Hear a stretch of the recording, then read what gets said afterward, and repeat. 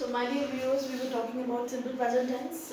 Like in my previous video, I have told you that simple present tense, according to me, is the heart of the English language. When it comes to conversation. Why am I saying this? Is because 70 to 75% of the sentences that we speak in a daily conversation, they fall under the category of simple present tense.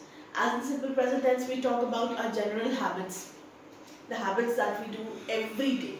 Okay, whether your habits they are related to your eating habits, they are your likes and dislikes. Then whenever we talk about general truths, okay, like the sun rises in the east, water freezes at 0 degrees Celsius. Okay, so all the general truth in the universe, they also fall under the category of simple present tense.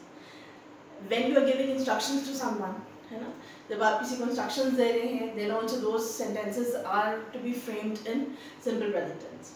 So one best thing about simple present tense is that if you get familiar with the simple present tense, then you know half of your job is done.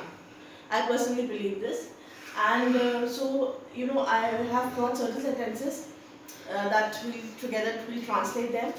But before that, I want you to get aware of one best quality of simple present tense is which is that there is no helping verb in the structure.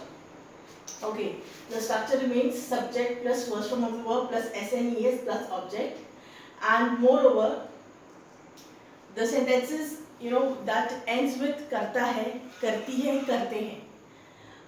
Those sentences, they are simple present tense. ठीक है, जिन वाक्यों के अंत में आता है ये वह काम करता है, ये काम करती है, ये सब आएंगे आपके सिंपल प्रेजेंट टेंस में. ठीक है, अब एस और ईएस का इसमें बहुत कंफ्यूजन रहता है. When we have to add S to the verb and when are we supposed to add es to the verb. This is very simple and very basic. It is just that you haven't come across things that that are easily translated to you, that are easily taught to you. There's so many books available in the market and there's so many n number of formulas that are there in the book. इतना पढ़ना, इतना समझना आसान नहीं है. मैं छोटे से उसको मैं कम से कम कंटेक्स्ट में आपको बताऊंगी कब ऐसे वर्ब्स होंगे जिनके साथ एस लगेगा और कब ऐसे वर्ब्स होंगे जिनके साथ ईएस लगेगा. इतना तो आप समझ गए कि सब्जेक्ट प्लस वर्ब का फर्स्ट फॉर्म प्लस एस या ईएस आएगा प्लस ऑब्जेक्ट आएगा. डन. अब वर्ब के साथ एस या ईएस कब लगेगा, पहली कंडीशन क्या है?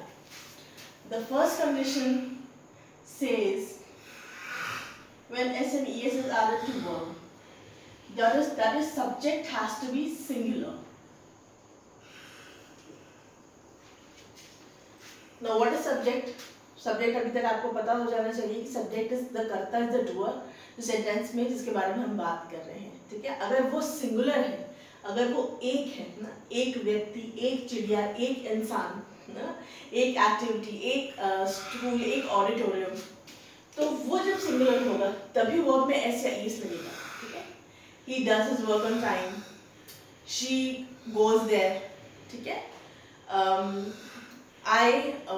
या he likes reading novels. ठीक है, तो जब आपका सब्जेक्ट सिंगुलर है तभी वर्ब में आप एस या ईएस लगाएंगे. पहला ये हो गया.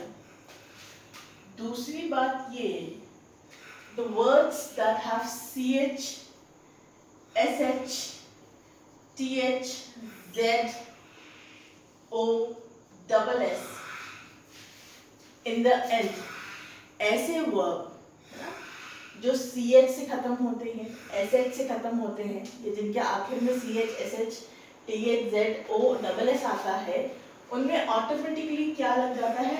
ies. For instance, for example, आपका teach बन जाएगा teaches, as es will be added to teach. Preach बन जाएगा preaches. ठीक है, sh की बात करें, wash बन जाएगा washes. These are just one or two instances, just you get an idea what am I saying. That is why I'm giving you these instances, although there are n number of words. ठीक है, बहुत सारे words हैं. Wish बन जाएगा wishes, Now this th, earlier there were verbs that that end with the word th, but in modern English there are no verbs that ends with th. Z है, o है, जैसे buzz है, buz बन जाएगा buzzes. Okay, ओ से देखते हैं, आपका गो बन जाता है goes, डू बन जाता है does, है ना. Now coming to number 3. अब नंबर 3 की क्या बात है ना. नंबर 3 ये कहता है अगर y लगा है, if your verb is ending with y, then ies will be added. ठीक है. अगर किसी भी शब्द में या किसी भी वर्ब में y लगा है ना, तो उसमें ies लग जाएगा. लेकिन फोर्थ कंडीशन, y से पहले अगर कोई वावल है, and what are vowels, a e i o u, है ना, तो y से पहले अगर कोई वावल है तो ies नहीं लगता है. क्या लग जाता है? s लग जाता है. देखिए इसका पहले मैं अगर आपको एग्जांपल दूं, y है, बेबी है, तो बेबी का क्या हो जाएगा? बेबीज. ठीक है. अब इसका अगर मैं एग्जांपल दूं, जैसे वर्ड है डिके. मैंने अभी बताया था थर्ड पॉइंट पे कि जब y हट जाएगा तो ies लग जाता है, but if there is a var just before y, then s is added, so decay हो जाएगा आपका decays. ठीक है.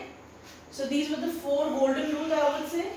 Very simple, but you need to, I also always tell you to please do take a screenshot, as whenever you are revising, you are going through your notes, you just get an idea, it should strike you. Okay, in simple present tense, this is the structure and these are the golden rules that are to be followed. Okay, now moving to sentences, there are 5 sentences. The first one says, वह इतने अच्छे से पढ़ाती है कि जटिल विषय भी सरल लगते हैं. वेरी सिंपल, है ना. नॉर्मल बात हो रही है कि वो इतने अच्छे से पढ़ाती हैं, हैबिट के बारे में बात हो रही है कि जो जटिल मतलब कॉम्प्लेक्स या डिफिकल्ट. ओके, वह इतने अच्छे से पढ़ाती है. शी पढ़ाती है मतलब गर्ल है, और एक है पढ़ाने को बोलते हैं टीच. अब क्योंकि हमारा सब्जेक्ट क्या है? सिंगुलर है ना हमारा सब्जेक्ट. वह इतने अच्छे से पढ़ाती हैं, तो आपका ये आ जाएगा es. क्या परेशानी है इसमें? कोई परेशानी नहीं है. She teaches so well that even the जटिल विषय को आप क्या लिख सकते हैं? You can write difficult subject, you can write complex situations depending upon your vocabulary. Okay? Even the complex situations, your complex subjects seem easy. ठीक है. Moving to sentence number 2, वह उसकी हर बात पर शक करता है. ठीक है. देखिए पहले तो आपको आइडेंटिफाई करना है सेंटेंस कौन सा है, कौन सा टेंस है. इसमें भी देखिए ते लगा है, इसमें लगा है ता है लगा है, मतलब ये सिंपल प्रेजेंट टेंस है. फिर हम सब्जेक्ट की ओर देखेंगे. सब्जेक्ट हमारा क्या है? सिंगल है. वह उसकी हर बात पर शक करता है. लड़का है, हमने फटाक से लिख दिया ही. अब इसमें is am are was were तो लगना नहीं है. No helping verb will be applied, no helping verb is used in simple present tense. So he के बाद what do we have to write? We simply have to write verb depending upon the sentence that is written. शक करने को क्या बोलते हैं? Doubt. ठीक है. क्योंकि आपका सब्जेक्ट क्या है? सिंगुलर है, तो यहाँ ऐसा जाएगा. ठीक है. उसकी हर बात पर शक करता है. He doubts her every word. अगर आप सीधा लिखना चाह रहे हैं, सीधा बोलना चाह रहे हैं, he doubts her, then that sentence is also correct. That sentence will also mean this only, that he उसकी वो हर बात पर शक करता है. ठीक है. मैं ईमानदारी को सबसे ऊपर मानती हूँ. ती हूँ सिंपल प्रेजेंट टेंस, सब्जेक्ट मैं, आई, ठीक है, ईमानदारी, ऑनेस्टी, मानना, है ना, कंसिडर, आई कंसिडर, ऑनेस्टी, सबसे ऊपर अबव ऑल। आई कोई परेशानी नहीं ना, हमें अपनी क्षमता को कम नहीं आंकना चाहिए, ठीक है। अब इसमें ताहती है नहीं लगा है, but the sentence will fall under the category of simple present tense, क्योंकि एक जनरल बात हो रही है कि हमें अपनी क्षमता को कम नहीं आंकना चाहिए, हमें अपने आप को किसी से कम नहीं समझना चाहिए, ठीक है। तो हमें वी, ठीक है, वी के साथ क्या आएगा, वी आपका क्या है, वी है आपका सब्जेक्ट, और सब्जेक्ट सिंगुलर है कि प्लूरल है, आपका सब्जेक्ट है प्लूरल, ठीक है। तो वी शुड नॉट, क्षमता को क्या बोलेंगे आप, केपेबिलिटी, ठीक है, केपेबिलिटी, या आप लिख सकते हैं पोटेंशियल, दोनों ही वर्ड्स, दोनों ही वोकैब्स सही हैं। We should not consider ourselves less capable, कि हम किसी से कम नहीं हैं, ठीक है।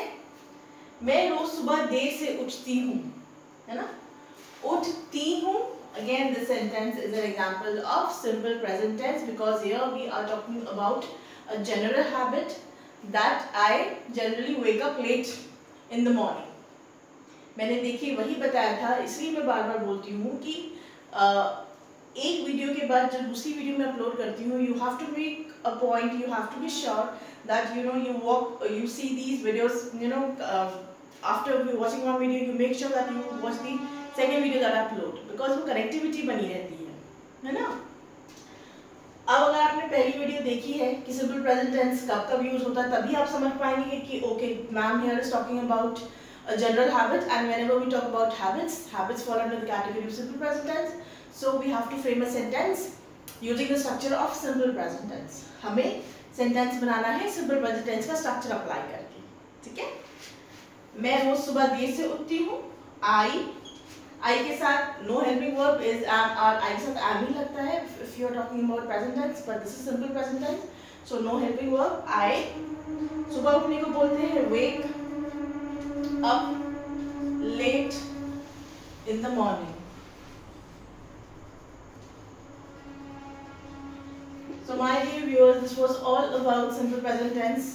अगर समझ में आ गया तो well and good, अगर समझ में नहीं आया तो परेशान मत होइए, because आपके सिर्फ एक कमेंट करने से कि मैम हमें समझ में नहीं आ रहा है, प्लीज़ आप डिटेल में समझाइए, I will make sure that I upload another video जो जिसमें मैं ज़्यादा क्लैरिटी से, है ना, और ज़्यादा अच्छे से आपको समझा पाऊँ। After uploading this video, I am going to upload a paragraph which will be in simple present tense, okay, like we did in continuous tense, है ना। The paragraph first, it will be, it is going to be in Hindi, then we will be together, we will be translating that paragraph in English language, keeping the structure and everything in this, that I've taught you, verbs क्या है क्या नहीं in mind, ठीक है। तो उस video को भी देखना प्लीज़ मत भूलिएगा, ऑलराइट। वीडियो पसंद आया तो please like share and subscribe. Thank you for watching and being with me.